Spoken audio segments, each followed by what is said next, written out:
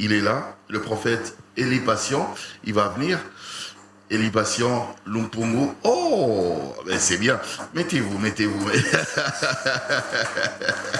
Merci. Mettez-vous.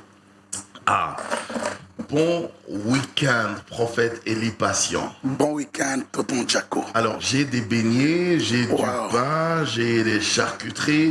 Bon, le lait, j'en ai aussi, mais c'est seulement une tasse. Alors, je sais pas, tu goûtes peut-être un beignet, je sais pas. Bon, je peux goûter.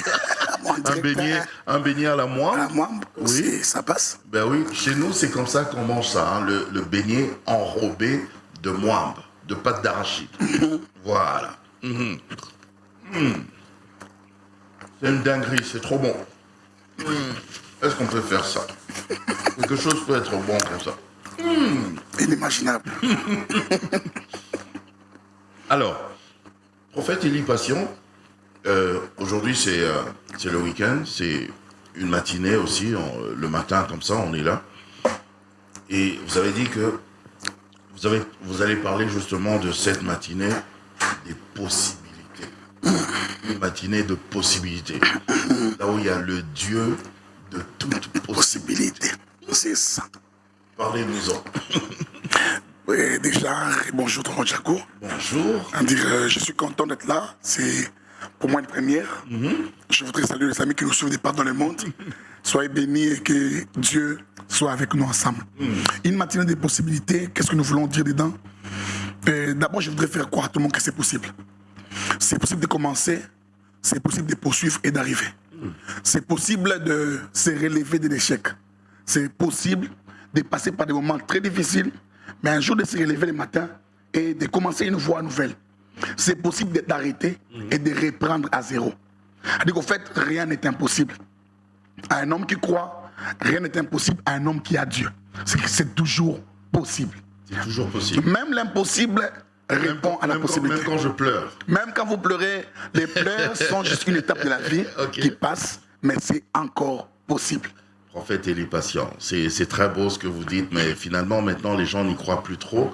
Ils se disent, c'est peut-être des slogans comme ça que vous dites juste pour encourager les gens, mais les gens ne vivent pas ça. Justement, c'est parce qu'il y a beaucoup de gens qui désespèrent. Le problème de la possibilité ou de l'impossibilité est attaché à deux éléments que je voudrais évoquer rapidement. Le premier élément de l'impossibilité, c'est qu'en fait, l'impossibilité, les choses sont impossibles à cause de l'invisibilité. Quand c'est invisible, qu'on ne maîtrise pas. Vous voyez qu'on dise à une personne comme Marie, que tu tomberas enceinte, c'est du n'importe quoi. C'est du n'importe quoi. Elle est vierge, elle ne connaît point d'homme. C'est justement ces éléments-là. Qu'on dise à une femme comme Sarah qu'elle va tomber enceinte, elle va avoir des enfants, en 90 ans, c'est impossible pour elle. C'est impossible parce qu'en fait, elle ne voit pas. Celui qui dit que c'est possible a déjà vu ce qui va arriver. Mais celui qui va subir la possibilité ne sait pas encore. C'est comme ça qu'il y a un problème. C'est un peu comme quelqu'un qui vient me dire, tonton Jaco, tu seras millionnaire. Justement. Je dis, arrête avec ces blagues-là. Bon, vous disiez, tonton Jaco, dans le gouvernement qui vient ici, vous serez ministre de l'Information. Vous serez ministre de l'Information. La communication, par exemple. La communication. Je dis, arrête un peu avec ces blagues. On ne blague pas comme ça. Justement.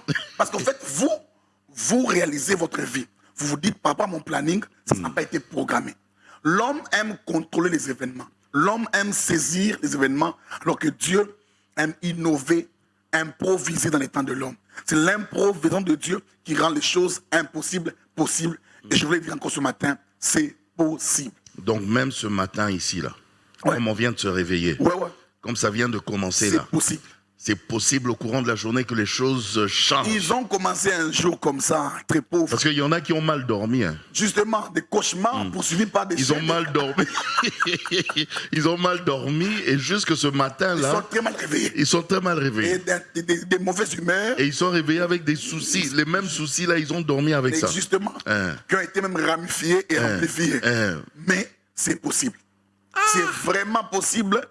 Devant vous, vous avez un homme qui est passé par là. Des moments extrêmement difficiles, une souffrance avec majuscule, souffrance majuscule. Vous voyez, les S de ma souffrance à moi était une souffrance S avec majuscule en caractère, en gras, et puis en rouge. Wow. Une souffrance sans forme et sans fond. Je te disais toujours, à un moment, je me disais, Seigneur, je dois mourir finalement. J'ai même fait appel à la mort. Oh, à ce point-là? Oui, j'ai fait appel à la mort parce que je me disais... Vous êtes pasteur, non? Papa, Le désespoir m'avait envahi à un niveau que tu oublies que tu es un homme de Dieu. Oh là là là là. J'étais envahi par le désespoir. Je me disais, c'est fini pour moi. Je vais arrêter par ici. Je disais à Dieu, mais je ne sers à rien sur terre. La vie est compliquée. Tout n'est fait. Rien n'est marché. Mais en ce moment-là, alors que j'ai demandé à Dieu la mort, Dieu ne m'a pas donné la mort à ce moment-là. Et tu ne mourras pas. Non, tu ne mourras pas. Tu vas rester petit. Tu seras encore là. Je suis resté là un moment. Mais les jours où Dieu commence à ouvrir les portes, un jour, Dieu me revient et me dit, tu avais fait une prière de mourir. Tu veux toujours mourir? Je dis, Dieu, non, c'est pas... Mon fils, viens un peu. Tu te rappelles? Tu veux toujours mourir? Seigneur, c'est ça. Ce sont les blablabla que tu passais. Aujourd'hui, on peut dire à Dieu, c'est passé. Oui. Mais hier, on a souffert. Wow. Il n'y a pas de présent, il n'y a pas de glorieuses destinées sans un passé houleux, rempli de souffrances, de turpitudes. Ça bouge à tous les coups. Ce n'est pas seulement... Parce que quand on parle de ce genre de choses, on se dit ce sont des hommes d'église, ce sont des hommes de moralité, consorts. Non, c'est possible. Ils disent, vous dites que ça, vous faites que ça. Dans ce pays, ici, nous nous sommes réveillés un jeu comme ça. Des gens qui n'ont pas été appelés à être chefs d'État ont été chefs d'État. Dans ce pays, nous sommes réveillés comme ça, des gens qui ne pouvaient pas être ministres sont devenus ministres. Dans ce pays ici, nous avons tout vu. C'est qu'au fait, ça ne dépend pas des hommes, ça dépend de Dieu. Dans le planning des hommes, ça peut se dire c'est tel plan. L'homme regarde des compétences. Comme le prophète Samuel, venant chez Isaïe, se disait, sûrement c'est Eliab, sûrement c'est Abinadab. Des hommes compétents n'ont pas été élus. Mais c'est un homme en qui on ne pouvait rien voir de bon que Dieu a cherché. Pour dire encore. Mais non, c'est quoi le mécanisme? C'est Dieu qui a déjà prévu ça comme ça, que ça va marcher et je dois y croire? Ou bien moi-même, maintenant, il y a des choses que je dois faire? Les mots que vous allez dire après ici ont été programmés par Dieu. Ok. En fait, Dieu est... Même le OK que je viens de dire. Justement, programmé aussi par Dieu. Oui. L'omniscient de toutes choses connaît toutes choses. Dieu n'est pas surpris. Dieu n'a jamais fait waouh. Dieu n'a jamais été étonné. Jamais. Il n'a jamais fait waouh, vous avez vu? Oh non, je m'y attendais pas. Je vais même écrire un livre sur ça. Dieu n'a jamais fait waouh. Jamais. Justement parce que Dieu n'est pas surpris. Il maîtrise toutes choses. Non, laisse-moi écrire ça. Vous écrire ça. On va tracer, c'est beau. Oui, c'est beau. Dieu n'a jamais fait de waouh. Jamais. Il n'y a pas de waouh chez Dieu. Dieu n'est pas surpris. Tout ce que les hommes font, même l'action du diable, la méchanceté des hommes du monde, les trahisons, la méchanceté, la pauvreté, ne surprend pas Dieu. Pourquoi? Dieu connaît la fin avant le commencement. C'est que tout ce que nous devons faire, c'est croire seulement. Croire seulement. Commençons à croire. Les païens, les rationalistes, ils appellent cela l'esprit positif. Comment on appelle ça? L'optimisme. Soyez optimistes, croyez que c'est possible. Je voudrais dire aussi à vous, croyez que c'est possible, mais aussi à nous qui sommes chrétiens, ayons la foi. Rien n'est impossible à Dieu. Même l'inimaginable. Lorsque Dieu parle, l'inimaginable arrive, prend rendez-vous. Lorsque Dieu parle, l'impossible s'invite à se transformer en possibilité. Rien n'est impossible. Vous voyez, ton Jacob, c'est une chose qui est... Nous sommes ici, là, sur le plateau, c'est ce qui se passe dehors là-bas. Tu m'as réveillé, quoi. Wow. Tu m'as réveillé. Wow. Il est réveillé aussi, celui qui nous suit. Justement, il doit croire. Ce qui se passe dehors, nous ne savons pas. Mais ce n'est pas parce que nous sommes sur le plateau ici que de rien ne se passe. Des gens vivent leur vie là dehors sans nous. Ça veut dire qu'en fait, ce n'est pas parce que moi je souffre que Dieu arrête la vie. Dieu croit en toi. La guerre, ce n'est pas une bonne chose. Nous souffrons avec eux ensemble. Mais la preuve que la mort ne peut pas, dominer sur la vie, et que la preuve se manifeste dans quoi? Les taux de natalité est plus élevé que les taux de mortalité. Si ceux qui mouraient étaient plus nombreux, nous serons sur terre ici, sur mon Congo ici, peut-être à 5 millions d'habitants. Mais si nous sommes en train d'arriver vers 100 millions d'habitants, c'est là que la preuve, ceux qui viennent au monde, ceux qui naissent chaque jour ici, sont beaucoup plus nombreux. L'Éternel a régulé les choses dans la mesure où chacun de nous a son jour, a son temps prévu par Dieu pour que, au temps convenu, la vie puisse changer. Ce n'est pas tout le monde ne se réjouit. La vie peut changer chacun à son niveau? À son niveau de compréhension. Il y a aussi un problème d'illumination. Si tu n'es pas illuminé. Même les talents, on n'avait pas donné les mêmes talents, le même nombre de talents. Le problème, c'est vrai, quand même.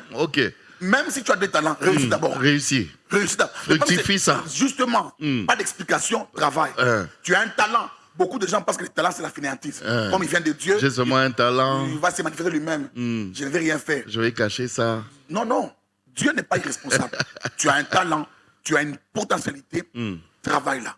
Mais au-delà de cela, Frère Jaco, l'impossibilité aussi fonctionne de quoi? Du niveau d'information dans nos églises. On mange quoi? Qu'est-ce que nous entendons?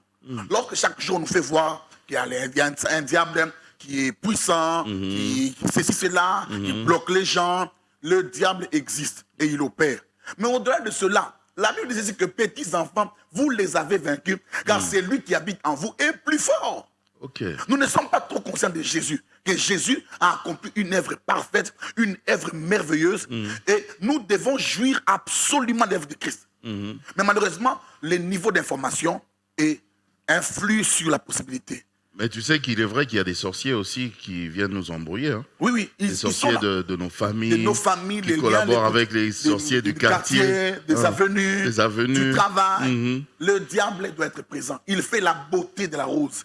Le diable, c'est comme les épines. Les épines de la rose. Justement, les épines de la rose. Il fait la beauté de la rose. Il n'y a pas de rose sans épines. Ok. C'est-à-dire que nous ne pouvons pas célébrer la rose sans voir les épines là-dessus là-bas. Le diable fait son travail. Et il le fait même très bien. Ok. Par contre, c'est nous qui devons nous réveiller. Galates chapitre 4, je voudrais dire comme pasteur, 4 verset 1, c'est le matin finalement. Mais oui. On dit, aussi longtemps que le prince est encore un petit enfant, il ne diffère en rien d'un esclave, alors qu'il est maître de toutes choses. Ok. Quand il est enfant, il manque des informations. Osée 4, 6, mon peuple périt parce qu'il lui manque les informations susceptibles de provoquer une transformation dans leur destinée. C'est comme ça, quand il n'y a pas de bonnes informations, il n'y a pas de mouvement. Ce qui sauve les gens, qui change, qui crée la possibilité, c'est la foi. Okay. Or, la foi elle-même vient de la parole de Dieu. De la parole de Dieu. Parce que s'il n'y a pas de parole de Dieu, il n'y a pas de foi. Et quand un homme n'a pas la foi, il ne vit pas l'impossible.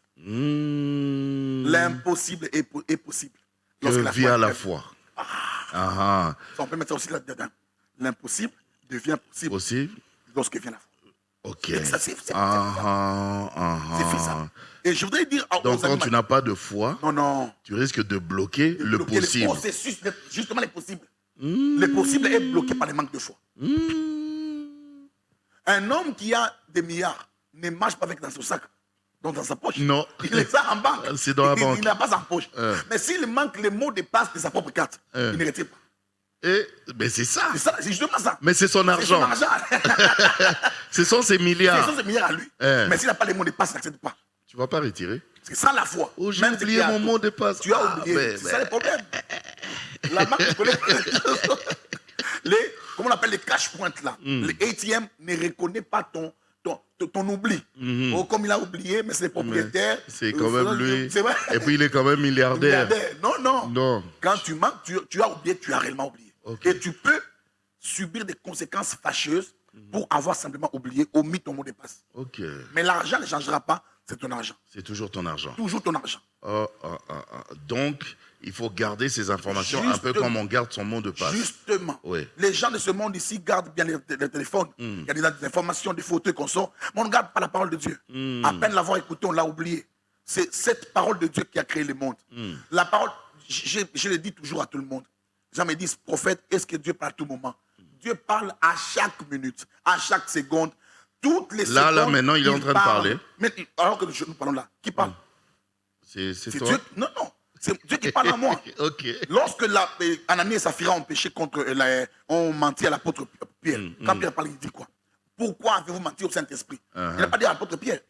C'est poussé par l'Esprit que nous avons parlé. Les mots que je sors là, les souffles, le verbe divin, viennent de Dieu lui-même. Okay. Du fait que je suis une parole de Dieu.